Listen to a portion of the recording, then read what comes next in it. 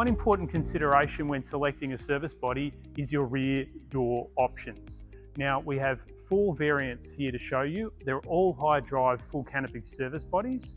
Starting of course with a no rear door. This is popular with those that do a lot of extreme four-wheel driving and want to mount 2 rear wheels on the back. Perhaps they've been bogged before and was painful for them to get the spare wheel out from underneath.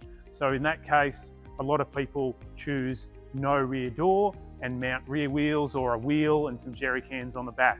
Our next option, which for many customers is the best of both worlds, is a half door. So it gives you space to mount a spare wheel and also gives you access all day long via a half width rear door. Next we have a standard width rear door, which is our most popular option at high drive. This is a standard width.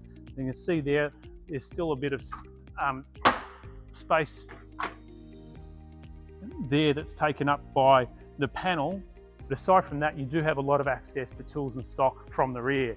Now the ultimate as far as access to tools and stock is the full width rear door. As you can see there, compared to the ute next to it, there's quite a lot more space that you can slide tools and stock in and out. So there we have it, 4 options: no rear door, half width, standard width and full width rear doors.